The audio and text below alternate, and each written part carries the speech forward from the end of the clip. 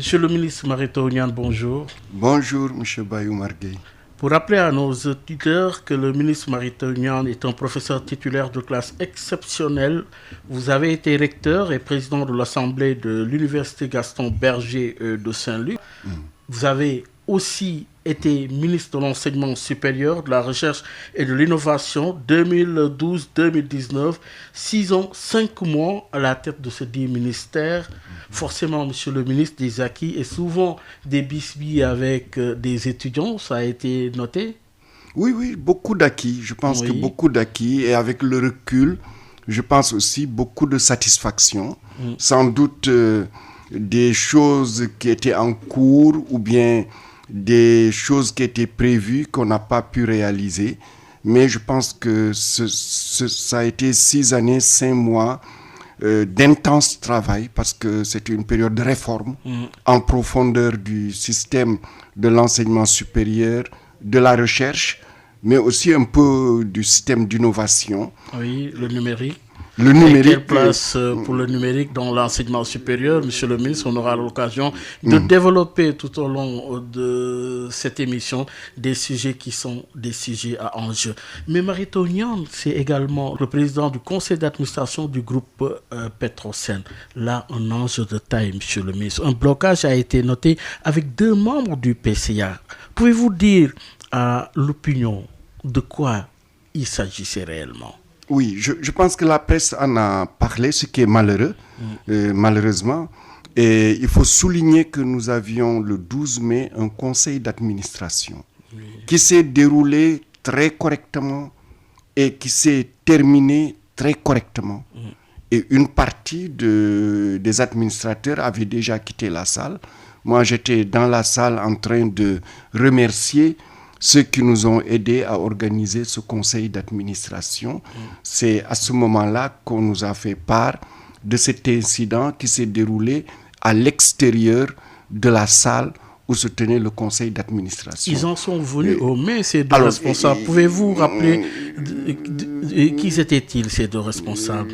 Alors, cela concernait le directeur général, M. Manar Sall, et l'administrateur secrétaire permanent adjoint du COS Petrogaz, M. Mamoudou Falkan.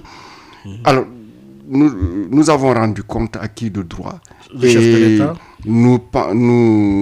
Je pense que les autorités ministérielles et autres se sont saisies de cette question qui ne concerne plus le conseil d'administration, puisque c'est en déroulé hors du conseil d'administration. Oui, mais dites-nous, un problème d'ego ou un conflit qui risque d'impacter sur le fonctionnement de l'institution? Non, il n'y aura aucun impact sur le fonctionnement de l'institution. Oui. Un problème d'ego? Probablement. Je préfère ne pas en parler.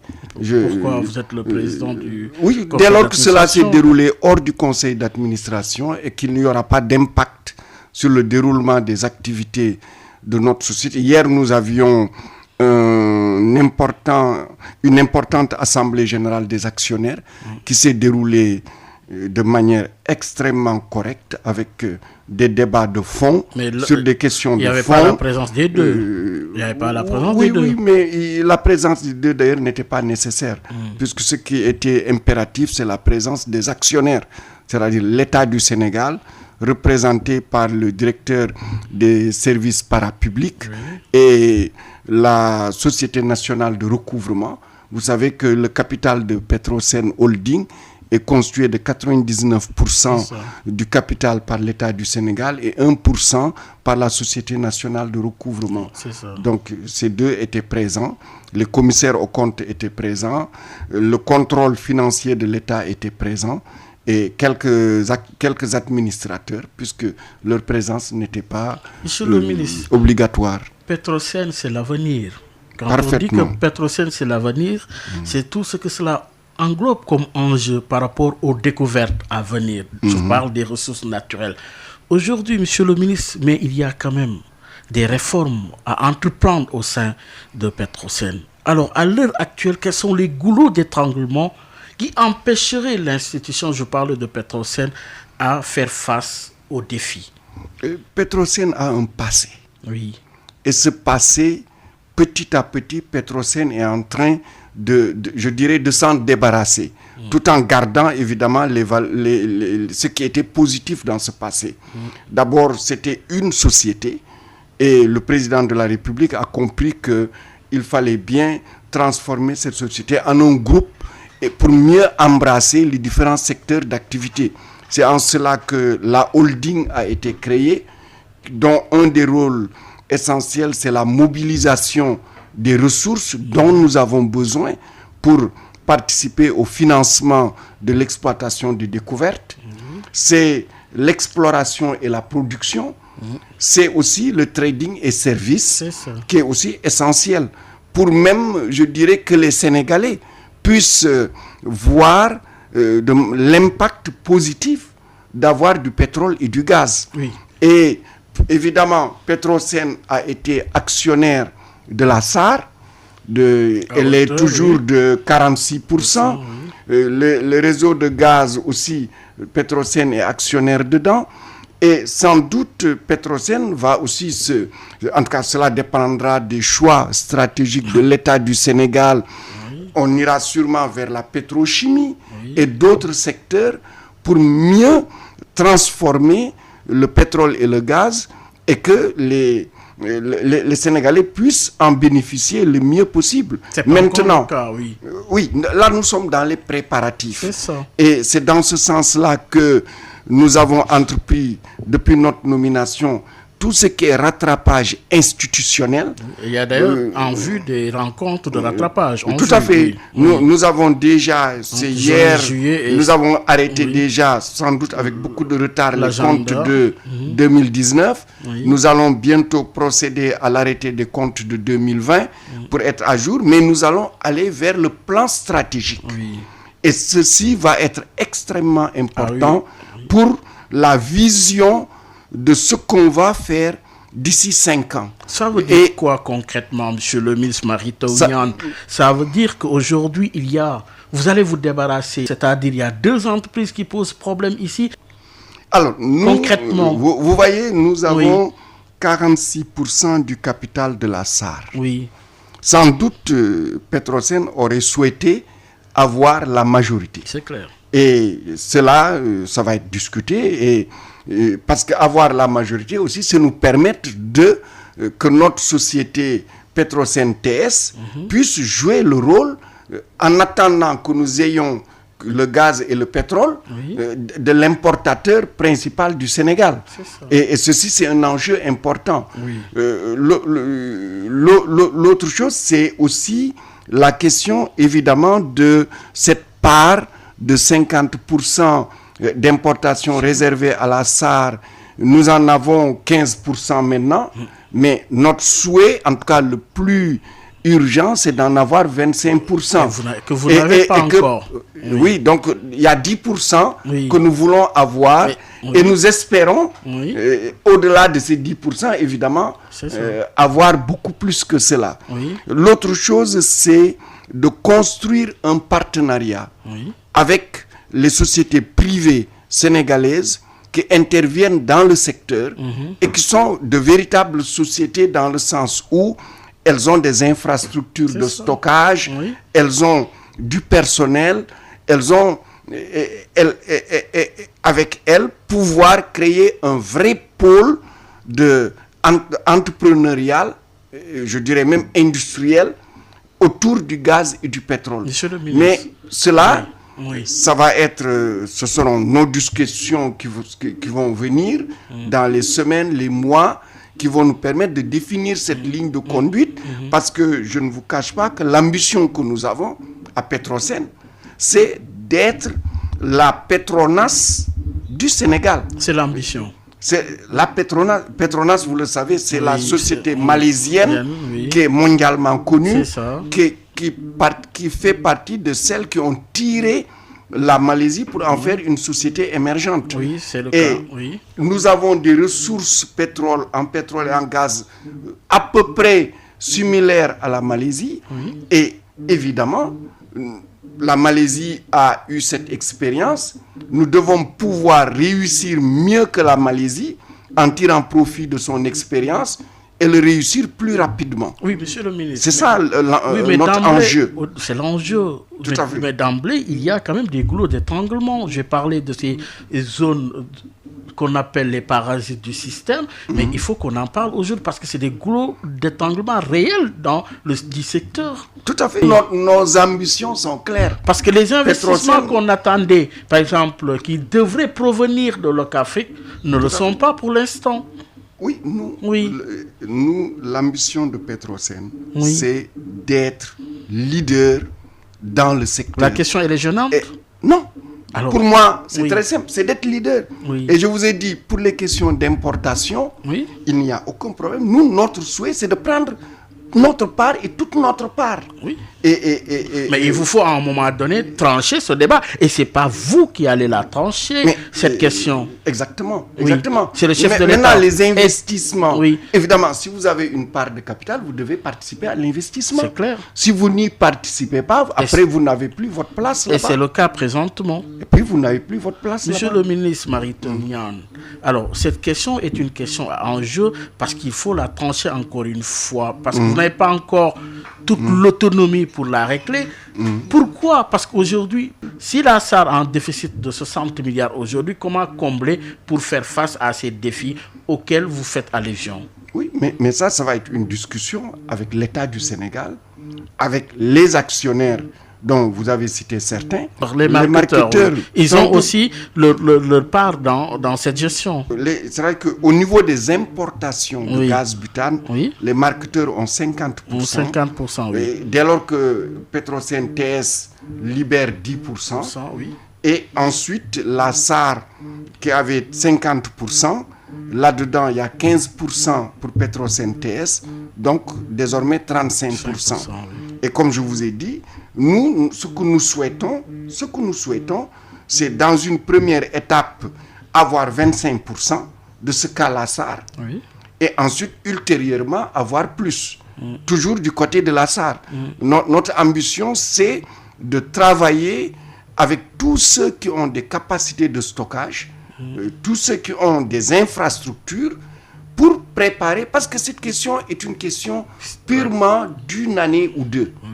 Parce que dans 2 ans, au maximum, nous aurons le gaz et le pétrole. Il faut y aller la vite. Question d'importation ne se posera plus. Il faut y aller vite. Et il faudra d'ailleurs que chacun déjà change un peu sa machine intellectuelle pour savoir qu'il n'y a plus d'importation à faire. Maintenant, c'est la production. C'est la production. Nous y préparons. C'est pour cela tout ce travail qui est fait au niveau stratégique, tout le travail qui est fait au niveau du capital humain, le travail aussi qui est fait dans la bonne synergie entre la holding, entre Petrosen Exploration et Production et Petroden Trading et Services, et aussi penser, mais ça c'est avec l'État, parce que c'est l'État qui va nous dire est-ce qu'il faut créer une autre société ou pas, pour aller vers d'autres secteurs qui vont être des secteurs de valorisation de la production du gaz et du pétrole. Et évidemment... Ça, c'est le plan stratégique qui va être défini sous peu, lorsque vous aurez comblé les retards accusés dans... Non, on n'a pas besoin de ça, parce que le plan stratégique va nous dire aussi comment agir sur ça. C'est ça. Et vous allez vous appuyer sur quel levier? Il y a les licences sur lesquelles vous devez réfléchir également. Oui. Il y a à la fois les licences que nous avons, il y a les blocs que nous essayons de promouvoir. Il y a aussi le code pétrolier sur lequel il faut aussi s'interroger. C'est ça. Parce que depuis que nous avons mis en place ce nouveau code pétrolier, il faut souligner qu'il est devenu plus restrictif, donc moins attrayant. Donc il faudra se poser la question, est-ce que ça a été une bonne chose d'avoir ce nouveau code pétrolier, alors que l'ancien nous permettait d'avoir une bonne attractivité au niveau de nos blocs pétroliers. Donc il y a tout un ensemble de questions qu'il faut résoudre, et c'est sur cela que nous sommes en train de travailler, sans doute dans le calme et le silence, mais sur lesquels nous sommes en train de travailler. Et l'enjeu, L'enjeu est très simple. Il y a un enjeu de redevabilité également. Oui, mais ça nous en parle. Transparence, oui. Vous m'avez invité, c'est pour Exactement. cela que j'essaie de rendre compte de ce que nous faisons et des questions clés sur lesquelles nous travaillons. Vous avez pris conscience de l'enjeu autour de ces problématiques? Ah non, c'est de gros enjeux. Oui. Parce que dans 2 ans, 3 ans, Petrosen sera sans doute la première société sénégalaise. Oui, parce que oui, on a connu d'autres pays comme le Gabon. Mais même le Tchad. Le Tchad, oui. Le Tchad, oui, par exemple. On attendait vraiment beaucoup d'espoir, mais enfin, on a vu ce que ça a donné. La malédiction du pétrole. Avez-vous l'impression aujourd'hui que le Sénégal aujourd'hui n'a pas peur de cette malédiction et certainement peut attendre de ces ressources-là beaucoup de bonheur plus tard? Oui, je suis optimiste dans le sens suivant. Oui. D'abord que nous n'avons pas eu le pétrole et le gaz très tôt. Je pense que ça a été une très bonne chose. Que le Sénégal a déjà compris que son économie ne va pas se résumer au pétrole et au gaz. La deuxième chose, c'est d'avoir compris aussi que si nous voulons développer le pétrole et le gaz, il faut un capital humain qui puisse avoir la main à la pâte. Et en plus du capital humain que nous a produit nos universités, nos écoles et ceux qu'on a envoyés à l'étranger, il y a l'Institut national de pétrole et du gaz qui est en train de produire du capital humain, qui est en train d'être recruté. Petrosen en a recruté, les multinationales en ont recruté, etc.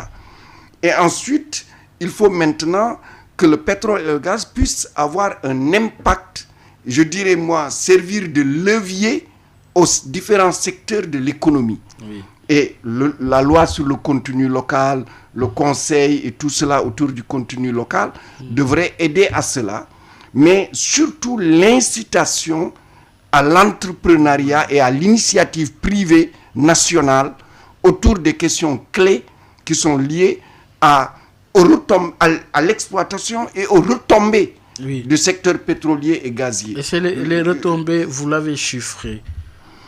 Non, je n'ai pas de chiffre dans ma tête pour vous donner un chiffre. Mais ce que je peux vous dire, les retombées sont énormes. Et on ne les mesure pas assez par rapport à ce qu'on dit. Parce que ce qu'on dit le plus souvent, on s'arrête juste aux retombées directes ou presque indirectes. Moi, j'aime toujours, quand je parle du pétrole et du gaz, parler de retombées dans le secteur agricole. Le secteur agricole, les retombées sont comment? Le secteur agricole, monde rural. Oui. Vous voyez, on a du pétrole, on a du gaz, donc le coût du pétrole et du gaz va chuter. La Sénélec va acheter à moindre coût le pétrole et le gaz, donc l'électricité va chuter. Ah oui. Donc on pourra aussi électrifier davantage de villages. Vous savez, le Sénégal veut arriver à l'électrification universelle autour de 2025. C'est ça. Un village dans lequel vous amenez l'électricité, qu'est-ce qui va se passer? Je ne parle même pas du confort, les élèves vont mieux étudier, ainsi de suite. La santé aussi. Mais des entreprises, de l'emploi va se créer. Parce que l'artisanat va se développer. Alors, nous tous, le tailleur va venir, le meunier va venir, le boulanger va venir, le menuisier ébéniste va venir. Mais au-delà de ça, qu'est-ce qui va venir? C'est l'eau. Parce que l'eau, ce qui va amener l'eau, c'est la tuyauterie. C'est ça. C'est du pétrole et du gaz. L'irrigation va être possible. Nous savons tous que l'irrigation goutte à goutte est un facteur important pour le développement de l'agriculture. L'irrigation va venir. L'exode de l'eau va pouvoir se faire. Et quand on dit irrigation, quand on dit pétrole et gaz, c'est tout ce qui est toile et serre qui permettent de cultiver quasiment toute l'année. Va être possible. Ça, je le dis, c'est des retombées naturelles si on veut tirer profit du pétrole et du gaz. Vous avez dit bien si, lié à une condition. Aujourd'hui, concrètement, sur la base d'un cahier de charges, mais du concret, que pouvez-vous laisser aux Sénégalais? Où est-ce que vous en êtes? Où est-ce que vous devrez aller? Mais c'est ça qui est nécessaire aujourd'hui. Tout à fait, vous m'avez dit les retombées. Oui. Ça, c'est du concret. Oui. Et ça, c'est le travail du ministère de l'Agriculture. C'est ça. C'est le travail des privés sénégalais parce que... C'est des projections. Oui, mais c'est ça qui va se faire. Oui. On est en 2021. Oui. Il n'y a pas encore le gaz et le pétrole. C'est ça. À part le peu que nous tirons de Diamniadio et de Gadiaga, je dirais.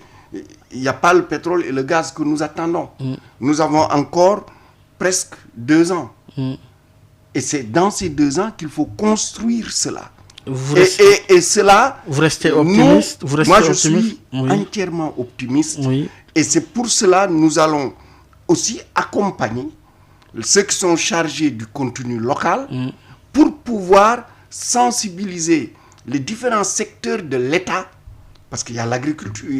Là, quand j'ai parlé d'agriculture, c'est le ministère de l'Agriculture. C'est ça. Mais il y a aussi les privés pour les sensibiliser que les opportunités sont là. Et il ne faut pas attendre que le pétrole et le gaz arrivent pour se dire mais je ne savais pas. C'est maintenant qu'il faut préparer cela. De la même façon que je vous ai dit tout à l'heure, parlant par exemple des marketeurs, qu'il faut déjà qu'ils comprennent que dans 2 ans, il n'y a plus d'importation de gaz. Et il faut se restructurer, et c'est maintenant que ça commence, se restructurer pour pouvoir tirer profit du pétrole et du gaz produits dans notre pays. Alors, vous avez parlé justement des marketeurs, mais il y a essentiellement la question de la licence, la question aussi du contenu local. Ces questions vont être contenues dans le plan stratégique. Et à un moment donné, il faudra l'arbitrage du chef de l'État pour transformer et justement regarder l'avenir avec espoir. C'est cela? Oui, le président de la République va arbitrer, c'est tout à fait naturel. Et nous sommes tout à fait optimistes. Sur quoi il va Nous sommes arbitrer? optimistes. Sur quoi va-t-il arbitrer? Parce qu'il faudra des choix. Oui, lesquels? Voyez, essayons d'être concrets. Lesquels? Rapidement, c'est en termes de synthèse. Non, je vous ai dit quel est le rôle de Petrosen par rapport aux entreprises privées nationales. Là, il faudra un arbitrage, nécessairement. Quelle part nous allons avoir et quelle part nous allons réserver aux sociétés nationales. Comment se schématise la situation? Vous avez vu tout de suite, quand je vous ai parlé, une question qui est une question concrète. Par exemple, comment Petrosen TS, à l'heure actuelle, se situe par rapport aux marketeurs et par rapport à la SAR. Vous avez vu, là, il y a un arbitrage. Par rapport à la SAR. Par rapport à la SAR. Quel est l'arbitrage qu'on attend du chef de l'État? Nous, on souhaite, notre souhait, c'est de prendre 25%. Au détriment de qui? Au détriment de la SAR. En fait, pas au détriment de la SAR, c'est la SAR qui a ce package de 50%. On nous a donné 10%, nous aurions bien aimé avoir les 25%. C'est clair. Et ça, c'est une première étape, comme je vous ai dit. Et ultérieurement, avoir beaucoup plus dans cette part-là. L'autre chose, nous avons... regardez, la Petrosen a 5 milliards et quelques de capital social. Pour une société qui va lever des centaines de milliards de francs CFA, ça veut dire que ce capital-là est très faible. Donc, il faudra sans doute augmenter le capital. Et comment on va l'augmenter? Là aussi, il y aura un enjeu très important. C'est la même chose quand vous prenez Petrosen Trading et Services. Son capital, c'est 100 millions, entièrement détenu par la holding.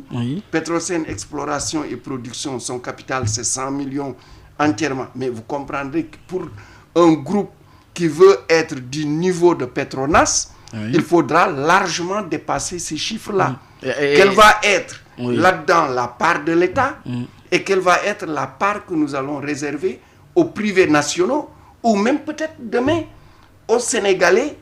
Aux Sénégalais, parce que n'oublions pas que la Constitution a dit que désormais ces richesses appartiennent au peuple.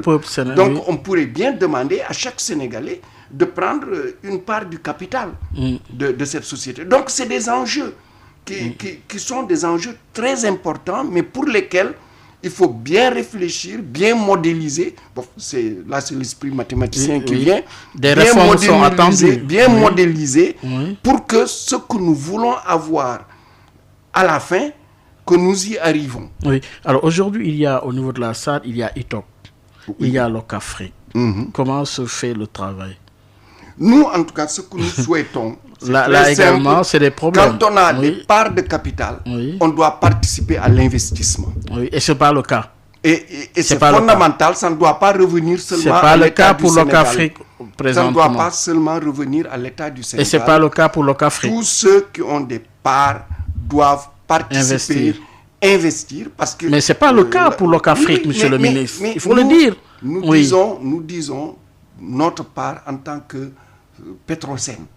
En tant que Petrosen, nous disons que tous les actionnaires, lorsqu'il faut investir, doivent participer à l'investissement. Aujourd'hui, il y a un déficit de 60 milliards au niveau de la SAR. Comment gérer ça finalement?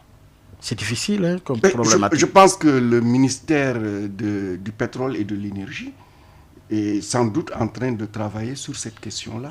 Parce qu'il lui appartient aussi de voir quelles sont les solutions à apporter. Par rapport à ce déficit? Oui, par rapport à ce déficit et par rapport à tout ce qu'il faut faire pour que la SAR retrouve sa force, je dirais, physique, pour pouvoir être à même déjà de jouer son rôle, mais aussi de pouvoir raffiner le pétrole et le gaz qui va venir de Sangomar. Mais comment avec un déficit de 60 milliards? Comment? Oui, mais ça c'est le rôle, c'est pas le rôle de Petrosen d'arbitrer cette question-là.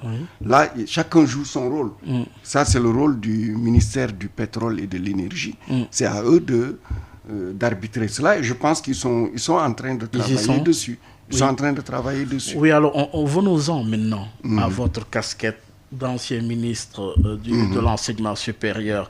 D'ancien ministre de l'enseignement supérieur, on a parlé de 6 ans, 5 mois à la tête de ce ministère en parlant d'acquis, mais aussi on a parlé de défis à relever. Alors, 2 réformes majeures ont été faites au niveau de ce ministère avec vous.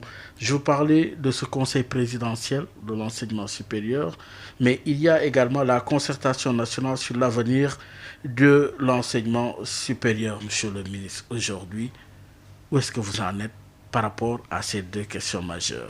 Alors, nous avons, quand le président de la République nous a confié ce ministère, il nous a dit, faites la réforme de l'enseignement supérieur. Oui.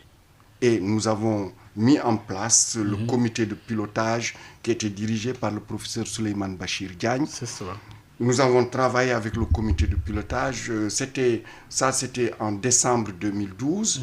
Et en avril 2013, se sont tenues les plénières des concertations nationales sur l'avenir de l'enseignement supérieur. Oui. Avec, alors si je me souviens, je pense que c'est 78 recommandations qui avaient été faites. Et ces 78 recommandations, nous les avons traduites en plan d'action opérationnel. Et ceci a amené le 14 août 2013, le président de la République a présidé pour la première fois de l'histoire du Sénégal, et la seule fois, le conseil présidentiel dédié à l'enseignement supérieur et à la recherche, 11 décisions qui comprenaient 68 directives. Et dès lors que ces décisions avaient été prises, notre stratégie, nous avons travaillé et nous avons toujours travaillé comme cela depuis que nous exerçons des responsabilités, une gestion axée sur les résultats. C'est-à-dire nous avons planifié, c'était un plan de 10 ans, 2013-2022, et il fallait réaliser donc ces 68 directives centrées autour de 11 décisions. Les 11 décisions présidentielles en matière d'enseignement supérieur et de recherche, mais aussi d'innovation. Exactement. Mais alors, monsieur le ministre, antérieurement, il y a sur la carte universitaire, ça devrait déboucher sur la nouvelle carte universitaire du Sénégal. Exactement. Nous avons travaillé à la mise en place de cette carte universitaire. Parce que nous avons défini d'abord ce qu'était la carte universitaire. Nous avions, la carte allait reposer sur ceci. Les 5 universités qui existaient à ce moment-là. Saint-Louis, Bambey, Ziguinchor, Thiès et Dakar. Nous allions les renforcer particulièrement les CAT, en infrastructure. Ensuite, c'est de créer de nouvelles universités thématiques. Oui. Et à ce niveau-là, nous avons lancé l'université du Sine Saloum, El Hadj Ibrahima Niass, dédiée à l'agriculture. C'est ça. Vous savez, l'agriculture, c'était la première priorité économique du Sénégal. Depuis 1960, nous n'avons jamais aligné l'offre de formation sur l'agriculture. Pour la première fois, il y avait cette université. Deuxième chose, nous avions prévu de créer l'université du Sénégal oriental de Tambacounda, centrée sur la technologie. Celle-là, elle n'a pas pu démarrer. C'est ça. Ensuite, nous avons créé le bac arabe. Et le bac arabe, ce qui était une révolution, et qui était aussi une reconnaissance d'un fait historique qui est là au Sénégal. On a commencé à apprendre en arabe avant d'apprendre en français. On a commencé à apprendre le Coran avant, etc. Donc, ce bac arabe, nous avions aussi en arrière-plan la création de l'université arabo-islamique, qui serait une université de 3 ans, formation licence, pour leur permettre de se former dans toutes les disciplines qu'on forme au Sénégal, mais en y mettant en renforcement le français et l'anglais. Et à la fin de la licence, ils devraient faire le master dans les autres universités. Ensuite, nous avions vu que le Sénégal, la carte universitaire, était sur la côte occidentale. Et il fallait donc que tout le territoire, qu'il y ait équité territoriale. Et ce qui devait le permettre, c'est le numérique. Et c'est pour cela que nous avons lancé l'université virtuelle du Sénégal avec les espaces numériques ouverts, qui est l'innovation majeure dans ce secteur. Ensuite, nous avons vu que nous avions des formations longues, mais nous n'avions pas de formation courte en dehors de l'école supérieure polytechnique qui avait un DUT, de l'UIT de Thiès et de Saint-Louis qui avait un DUT agroécologie. Et ça a amené le concept des ISEP, Institut supérieur d'enseignement professionnel, avec là aussi l'objectif d'en créer 14. Un dans chaque région du Sénégal, avec une offre de formation alignée sur les potentialités de chaque région. C'est ce que vous avez laissé comme projet. Et nous avons commencé, 5 ISEP. Nous avons commencé l'ISEP de Thiès, l'ISEP de Diamniadio, l'ISEP de Richard Toll, de Matam et de Bignona. Et nous avions, Diamniadio est dedans, Diamniadio, et nous avions pu avancer sur le financement de l'ISEP de Mbacké, avec la GUZ et la KFW. La Cité du Savoir. Ensuite, alors ça, je parlais de la carte universitaire. C'est ça. Avec 2 centres universitaires régionaux, celui de Géoul, les constructions étaient largement avancées, et celui de Kolda, là aussi les constructions étaient avancées. Maintenant, quand on parle de la recherche, nous avons lancé la Cité du Savoir sur 14 hectares à Diamniadio. Et quand nous quittions, nous avions fini la construction du centre de mutualisation et de partage avec la plateforme qui devait accueillir le supercalculateur.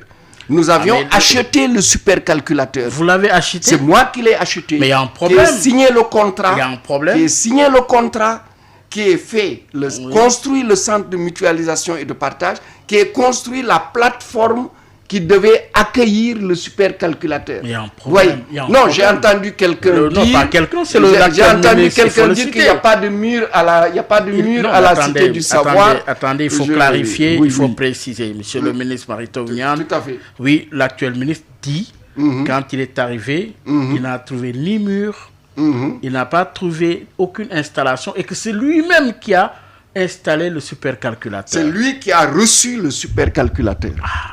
C'est lui qui l'a reçu parce que quand je quittais, le supercalculateur n'était pas venu encore. Il n'a pas construit de mur. Il n'a pas construit de mur. Ah oui? Oui. Il n'a pas construit. Je parle bien. Attendez, on va détailler tout cela. Le centre de mutualisation, c'est nous qui l'avons conçu, construit, jusqu'à construire la plateforme. Parce que je vais vous dire une chose qu'il ne sait pas. C'est que l'inauguration du supercalculateur devait se faire avant les élections.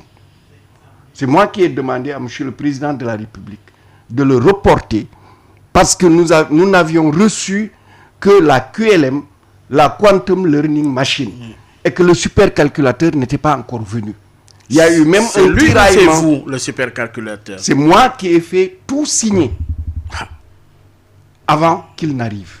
La seule chose qu'il a signé quand il est arrivé, et c'est moi qui l'ai laissé, c'était au mois de mars, à quelques semaines de la fin, évidemment, du mandat du gouvernement. Le chèque que nous devions signer avec Atos, ils ont envoyé un missionnaire. Je leur ai dit, je ne peux pas signer actuellement.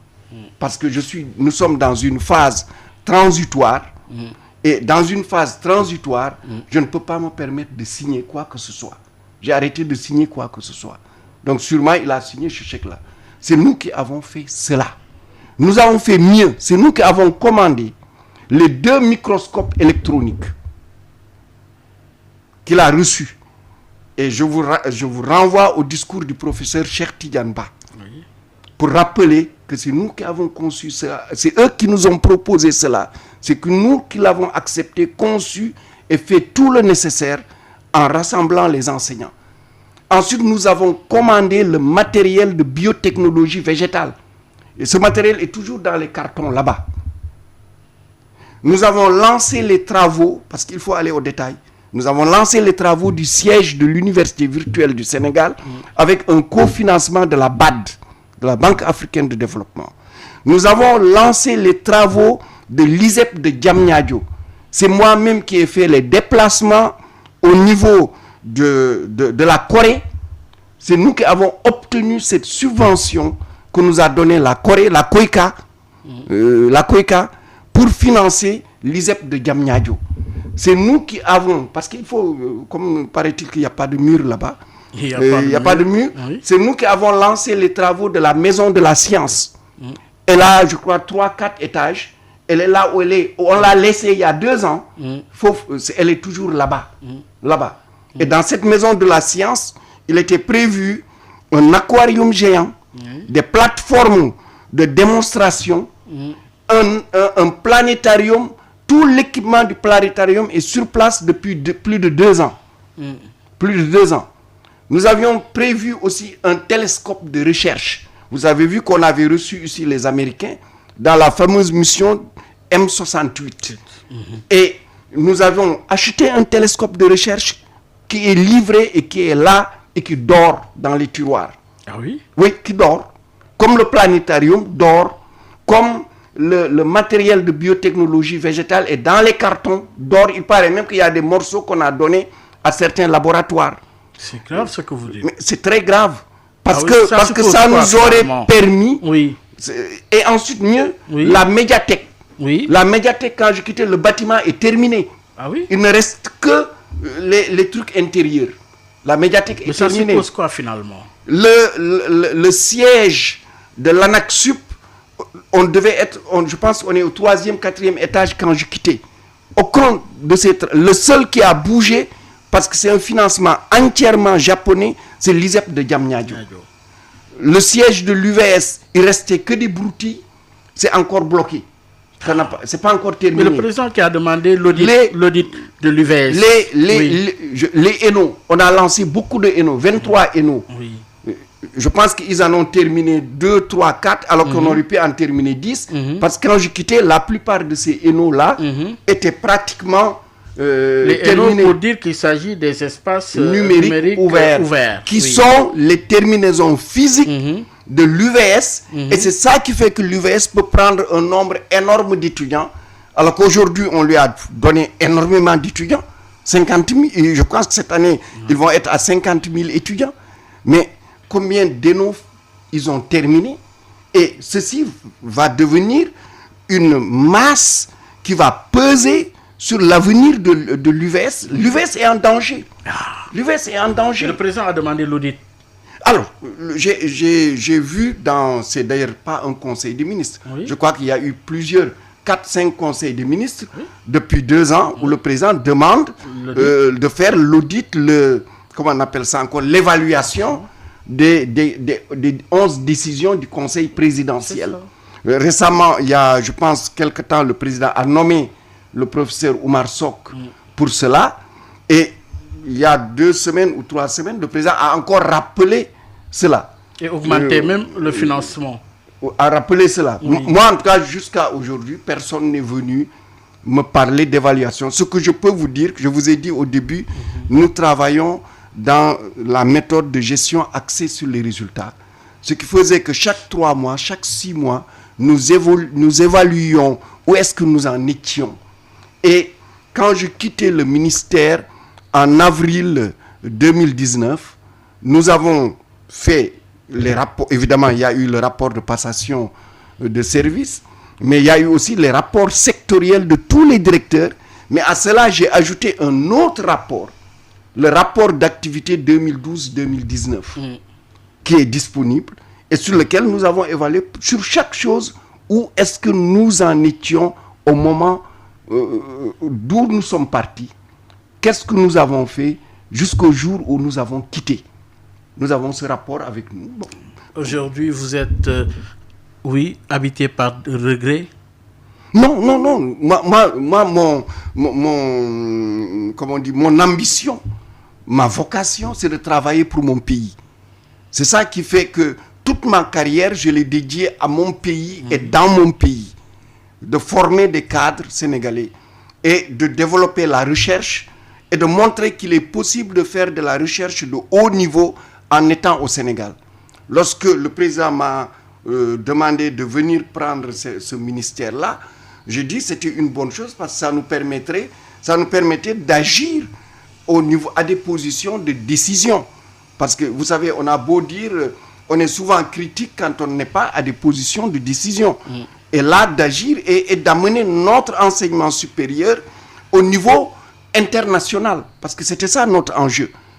Comment faire dans les 10 ans pour que le Sénégal, c'est-à-dire que l'horizon c'est 2022, c'est dans 1 an, mais j'ai peur qu'on a perdu 2 ans à faire du surplace. Oui, c'est à clair, faire du surplace. Clair, oui. Et je pense, c'est pas moi qui le dis. À qui imputerez-vous cette responsabilité aujourd'hui? Ça, il appartient à chacun d'en tirer les leçons.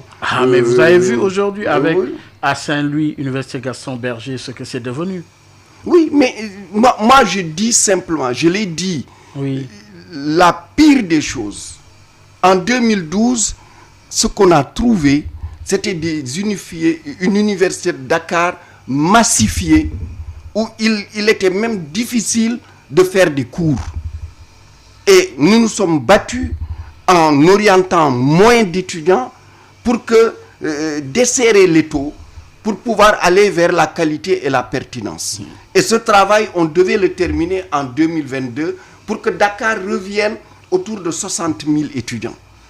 Et quand nous quittions, Dakar était à 76 000 étudiants alors que nous avons quitté 100 000 étudiants. Et nous avions fait aussi la même chose pour les autres universités. Et malheureusement, depuis 2 ans, la stratégie, c'est de massifier. Mais justement, donc on met plein partout. Oui, mais, on oublie que nous avons un système à 2 pieds. Oui, mais attendez, c'était vous d'abord, monsieur Les Yeux dans les yeux, qui avez commencé à massifier. Non. Ah non, monsieur, toute notre stratégie. Oui. Non, je veux vous dire, parce que je suis concret. Oui. Toute notre stratégie, c'était de casser cette massification. Et c'est pourquoi nous avons mis en place l'orientation des bacheliers vers le privé. Vers le privé, pour faire souffler le public. C'est pour cela que nous avons créé aussi l'Université virtuelle du Sénégal, pour donner plus d'opportunités d'orientation aux bacheliers. Parce que notre pays, nous avons une contradiction. La contradiction, elle est celle-ci. En 2012, nous n'avions pas assez de bacheliers. Et pourtant, tous les Sénégalais vous disaient qu'il y a trop de bacheliers. Et nous n'avions pas aussi assez de place dans les universités publiques. Et c'est cela que nous avons tiré, qui a fait qu'en novembre 2012, le Conseil des ministres a décidé, sur notre proposition, d'orienter une partie des bacheliers vers le privé. Et c'est pour que les universités publiques puissent souffler. Vous vous rappelez, quand nous arrivions, dans les amphis de Dakar, les gens amenaient des briques pour s'asseoir. Quand j'ai quitté, il n'y avait plus cela. Ah oui? Oui, il n'y avait plus cela, il n'y avait plus de briques. Nous avions d'abord réfectionné tous les amphithéâtres. Mais qu'est-ce qui s'est passé? Mais ce qui s'est passé, c'est que depuis comment vous l'appelez encore, 2019, on a arrêté l'orientation dans le privé. On l'a arrêté. Donc désormais, tout le monde va dans le public. Voilà. C'est ça qui amène là. Et quand vous mettez la massification, qu'est-ce qui arrive? C'est l'instabilité. L'instabilité arrive. On est en train de retourner au cycle que nous vivions à partir de 2012. Et plus on va avancer, si on ne revoit pas cette politique, à partir de 2022-2023, nous aurons un système qui sera totalement intenable et on risque de casser le beau bébé qui a été construit, qui est l'Université virtuelle du Sénégal. On risque de le casser simplement parce qu'on ne fait pas ce qu'il faut. On n'a pas terminé les 50 ENO qui étaient prévus. On n'a pas, aujourd'hui, on tarde à donner les ordinateurs portables aux étudiants, la connexion, la clé de connexion et aussi la connexion Internet à ces étudiants-là. L'université virtuelle est passée de 2500 étudiants en 2014 à 50 000 étudiants en 2021, mais il lui faut un budget qui correspond à cela. Il faut qu'il ait le budget. Il faut un personnel enseignant de support qui va lui permettre aussi de tenir cela. Il faut aussi que le personnel technopédagogique puisse aussi jouer son rôle. Il faut que la plateforme d'enseignement sur laquelle elle se fait, et celle qui pouvait permettre à 30 000 étudiants ou 50 000 étudiants de se connecter, ne va pas être la même qui va permettre à 100 000 étudiants ou 200 000 étudiants de se connecter. Donc, il y a un effort à faire pour que nous puissions, les gains que nous avions, qu'on puisse ne pas les perdre. Mais c'est déjà perdu. En tout cas, il y en a pas mal de perdus. Il y en a pas mal de perdus, mais on peut en tout cas. Vous voyez, quand j'entends la Covid, parler de la Covid-19, et qu'on est là à croiser les mains, mais on oublie qu'on était, la cité du savoir nous permettait d'anticiper. Le supercalculateur, son fonctionnement, s'il fonctionnait. Mais il ne fonctionne pas. Il ne fonctionne pas. S'il fonctionnait. Il ne fonctionne pas. Les deux microscopes électroniques. La plateforme de génétique moléculaire sur laquelle on était très avancé avec l'université d'Evry et le Génopôle d'Evry. Si on avait ça, on avait ce qu'il faut à l'État pour que nos chercheurs puissent mener des recherches dans ce secteur-là. Mais il n'y a rien, monsieur le ministre. Oui, mais c'est ça le problème. Il n'y a rien. Et c'est ça qui est inquiétant et qui fait que parfois les gens rient de nous Africains. De nous Africains. On dit souvent on peut acheter des jouets, mais on ne sait pas jouer. Ah mais non, mais attendez, vous parlez de supercalculateur, que le ministre dit que c'est lui qui l'a installé et que ça ne fonctionne même pas. Mais votre rôle de journaliste, ça ne fonctionne pas. Votre rôle de journaliste, faites votre enquête. Maintenant, qu'il l'ait reçu depuis 2 ans, il a reçu presque 3, 4, 5 mois à son arrivée. Donc vous voyez, un supercalculateur, c'est des années pour le construire. Vous voyez, il l'a reçu. Mais depuis, qu'est-ce qu'il en a fait? Rien. Par plusieurs fois, le président de la République, en conseil des ministres, a demandé de mettre en place, en œuvre le supercalculateur au bénéfice du public et du privé. Les microscopes électroniques, j'aimerais bien qu'on me dise actuellement, est-ce que les chercheurs y ont accès? Qu'est-ce qu'ils font? La plateforme de génétique moléculaire, est-ce qu'on a finalisé pour la terminer? La même chose, j'aurais pu continuer. Le réacteur nucléaire de recherche pour lequel j'avais beaucoup avancé et j'avais mis en place l'équipe qui devait piloter cela et mettre ça en œuvre, et nous avions même eu une subvention de l'Agence internationale de l'énergie atomique. Où est-ce que nous en sommes? La construction des microsatellites, des CubeSat. Nous étions les premiers à lancer cela avec le CNES, le Centre national d'études spatiales, avec Ariane Space. Avec Ariane Space, j'aimerais qu'on me dise aujourd'hui où on est, que le Ghana, le Burkina ou d'autres pays africains commence à avoir des microsatellites et que le Sénégal dorme, oui. que le Sénégal dorme, j'aimerais qu'on me dise où. Mais ça ne va pas. Mais en tout cas, voilà, moi ça c'est des faits réels qui sont là. C'est des projets que vous avez laissés? Que j'ai lancés, que nous avons lancés. Oui. Et on est à zéro. Oui. On est à zéro. On est à zéro. Qui est responsable? Ah, demandez. Pas vous? Non, moi, j'en suis pas responsable. Moi, je passe mon temps à rappeler, parce que je considère que c'est stratégique pour un pays comme le Sénégal, la question du numérique, elle est stratégique. Je dis, quand les pays africains en 60 ont raté l'industrialisation, nous avons vu ce que ça a fait. On est poings, bras, pieds liés par rapport aux autres. Si aujourd'hui, nous ratons le numérique et les sciences émergentes, ce n'est pas ce que pire va se passer. Nous sommes morts.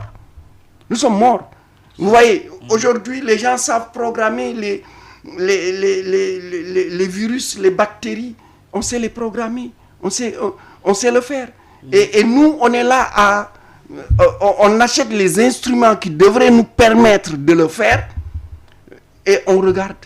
Pourquoi la biotechnologie? La biotechnologie, c'est tout ce qui est lié aux semences, aux productions de médicaments. Oui. C'est la même chose, les nanotechnologies. Si le monde a pu, en moins d'1 an, mettre au point des vaccins contre la Covid-19, alors qu'avant, on les mettait en œuvre peut-être 5 ans, parfois même 10 ans, c'est parce qu'aujourd'hui, on peut travailler sur le génome. On peut travailler sur beaucoup d'autres aspects. Et les instruments qui sont là devraient nous permettre de le faire. Le Sénégal ne devrait pas être loin d'un pays comme Cuba, qui a moins d'instruments que nous et qui a déjà proposé plusieurs vaccins. Oui. Vous voyez? Ils sont déjà trop avancés.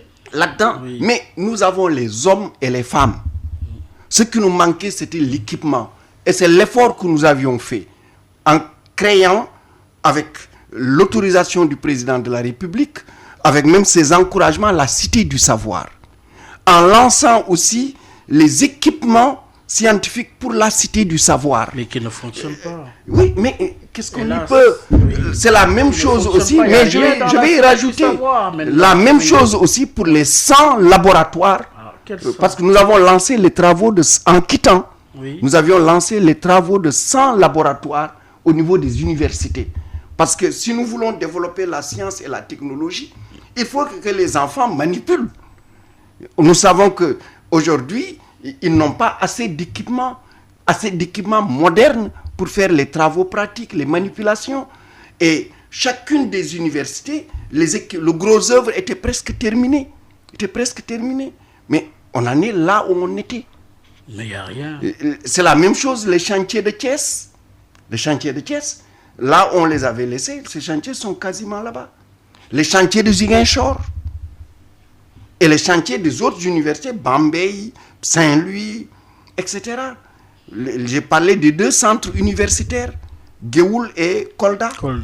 Parce que tout ça devait participer. Maintenant, pourquoi c'est... Oui, Géoul ne fonctionne pas.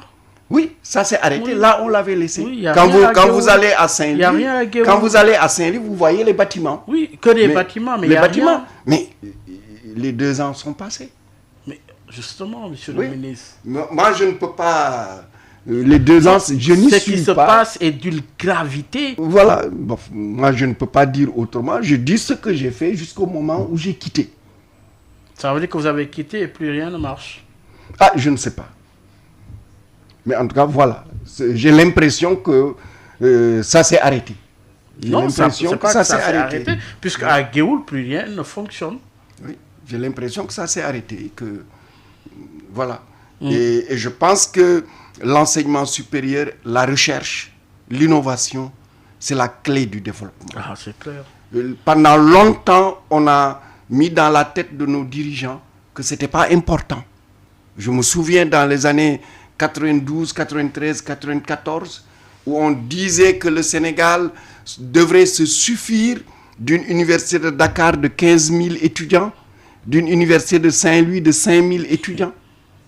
Heureusement qu'à l'époque, les syndicats se sont battus pour battre en brèche cette vilaine idée et que on a compris enfin, en tout cas, qu'il fallait, comme la Corée du Sud, comme Singapour, comme la Malaisie, comme le Brésil, comme l'Argentine, comme l'Afrique du Sud, qu'il fallait développer massivement l'enseignement supérieur. C'était sur cette stratégie que nous étions. Et j'ai l'impression que cette stratégie est arrêtée. J'espère que ça va reprendre. Reprendre quand? Je ne sais pas. Tout ce qu'il faut est là. Les ressources qui Surtout devraient... le numérique. Oui, le numérique, c'est la clé. Moi, je le dis, c'est la clé de ce 21e siècle. Oui. Les pays qui ne comprendront pas cela, ces pays-là seront à la périphérie de ce village planétaire. Et ils seront soumis sans le savoir. Et tout peut leur arriver.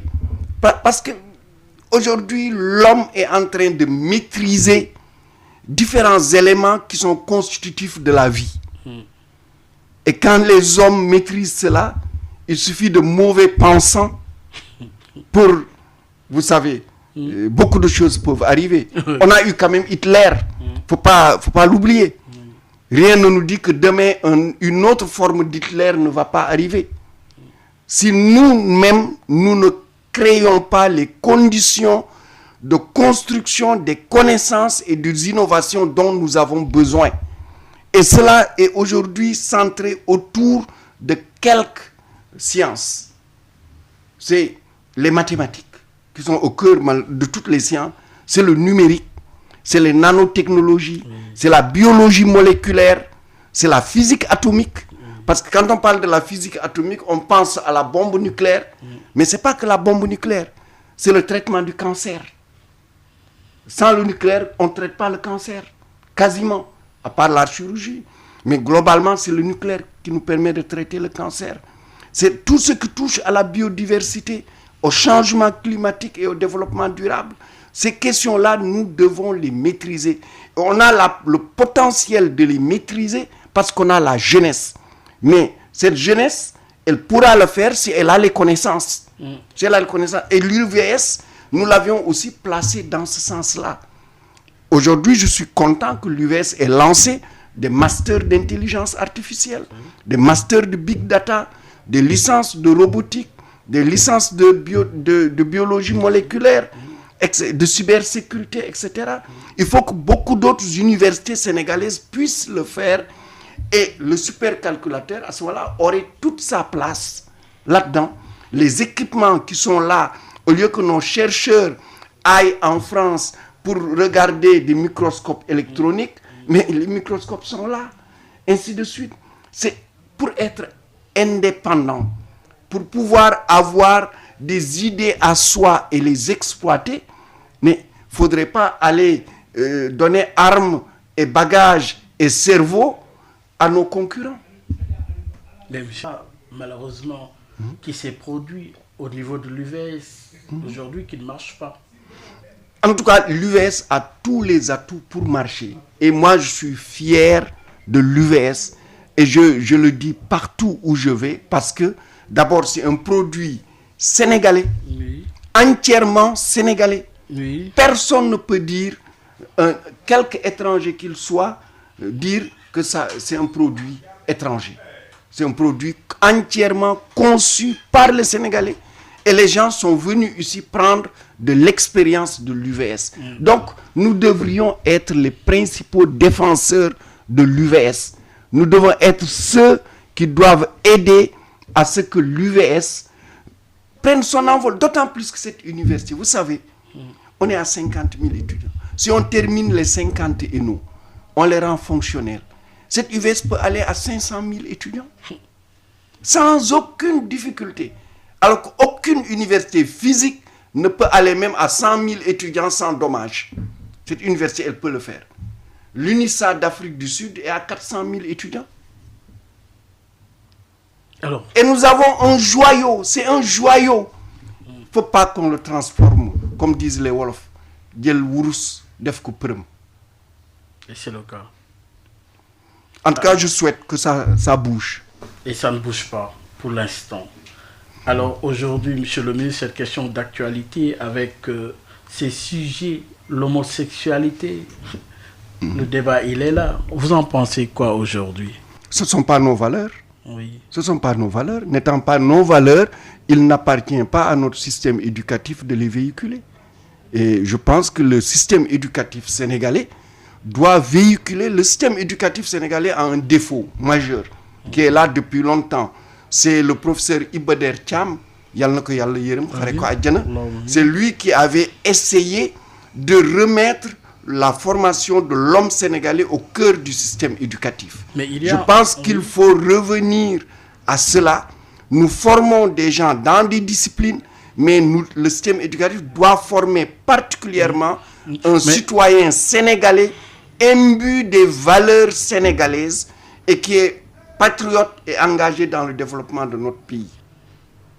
Et oui, qu'on en arrive là. Non, il faut prendre des mesures. C'est très simple. Je l'ai dit, les mesures sont deux aspects. Il faut sanctionner, parce que j'ai lu le communiqué du ministère de l'Éducation nationale. Donc, il reconnaît que c'est une faute. Donc, dès lors que c'est une faute, il faut sanctionner. Mais je dis, ça ne suffit pas. Parce que nous n'avons pas la claire vision de l'homme et de la femme sénégalaise que notre école doit former et produire pour le bien de notre pays. Et ça doit être au cœur du projet de formation de notre pays. Et ce débat-là, il doit avoir lieu. Mary Teuw Niane et les élections locales. Je suis candidat à la mairie de Saint-Louis. Et j'en appelle à mes concitoyennes et concitoyens de Ndar de me soutenir. Et je suis ouvert à tous ceux qui souhaitent travailler avec nous parce que les locales appartiennent aux populations et que nous puissions gagner cette mairie pour le bénéfice des Saint-Louisiennes et des Saint-Louisiens. Mais nous nous engageons, nous serons candidats à la mairie de Saint-Louis. Je l'ai déclaré depuis le 12 janvier 2020. Je l'ai répété plusieurs fois. Nous sommes candidats. Les élections locales, ce sont les citoyennes et les citoyens qui décident. Et ceci est devenu d'ailleurs, avec les concertations qui ont eu lieu, beaucoup plus d'ailleurs clair, puisque les populations vont élire le maire.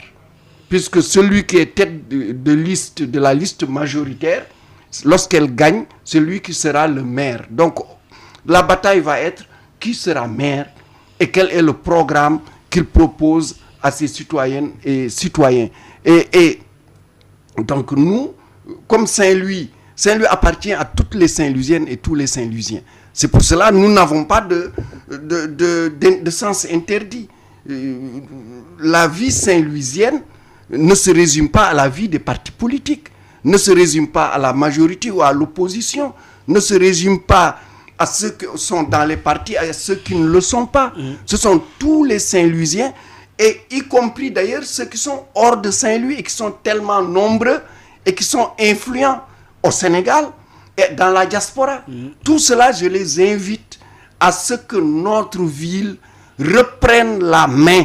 C'est-à-dire que ceux qui vivent dans notre ville, ceux qui vivent et font vivre des gens à Saint-Louis, puissent reprendre la main, et pour que nous puissions faire de Saint-Louis ce qu'elle aurait dû être depuis longtemps. Une grande ville, une ville aimée, une ville accueillante, une ville qui puisse, dont l'aménagement va offrir de l'emploi à sa jeunesse, à ses filles et à ses garçons, une ville apprenante, c'est-à-dire une ville où l'éducation, et quand je dis l'éducation à Saint-Louis, c'est à la fois l'éducation religieuse et l'éducation laïque, une ville qui va tirer profit de la présence de l'université Gaston Berger de Saint-Louis, de l'université virtuelle du Sénégal, des établissements privés d'enseignement supérieur, des structures de recherche et d'innovation qui sont autour, et de tout le potentiel qu'offrent les 4 autres communes avec lesquelles nous partageons le département. La commune de Gandon, Ndiébène Gandiol, Fass et Pal. C'est en fait une communauté de ces communes que nous construirons si demain nous sommes à la tête de cette mairie. parce qu'aucune de ces communes ne peut, comme dirait le chanteur, émerger sans les autres. Et nous avons intérêt à vivre ensemble, et c'est dans ce vécu ensemble qu'il faudra éradiquer les maux que vous voyez dès que vous entrez dans Saint-Louis. Saint-Louis est sale, Saint-Louis est sombre, les problèmes de sécurité de Saint-Louis.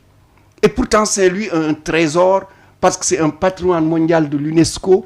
Saint-Louis est adossé à tous ces parcs nationaux, le parc de Djoudj, de Gumbel, de la Langue de Barbarie. Donc, devrait développer un tourisme, et le tourisme qui devrait tirer l'agriculture, l'élevage, ainsi de suite. Et en même temps, Saint-Louis, c'est une ville de culture.